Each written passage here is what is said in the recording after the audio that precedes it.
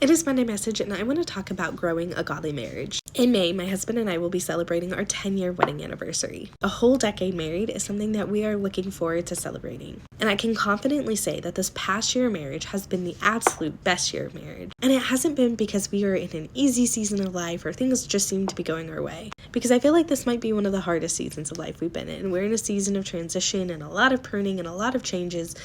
And it's been rough. But our marriage has never been stronger, and it's all because my husband and I made the decision to prioritize our relationship with God. When we were in our premarital counseling, we had heard about the triangle, and I feel like that's an illustration that a lot of Christians have heard about, but it's this idea that when you get married to your spouse, it's a covenant that you're entering into with God.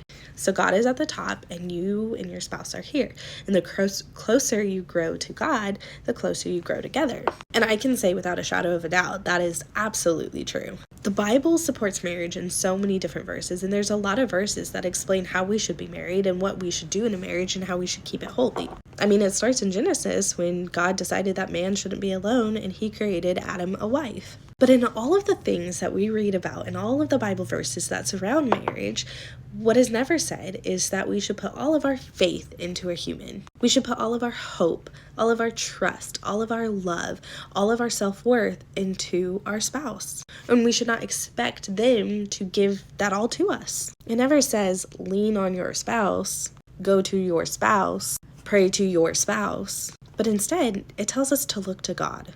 Thinking about this, one of the verses that pops to mind is Proverbs 3:5-6. Trust in the Lord with all of your heart and lean not on your own understandings. In all your ways submit to him and he'll make your path straight. It tells us to lean on God. 1 Corinthians 13 talks about the perfect kind of love and what love is. And while that is something that we should be striving, it is not something that we can achieve because it's perfect and we are not perfect. Your spouse is going to fail and they are going to make you upset. I can guarantee that in the next 10 years of marriage, I am going to do something. I'm going to fall and I'm going to fail. And there are going to be times where I choose to be selfish. And there are going to be times where I don't love him in the way that he needed loved.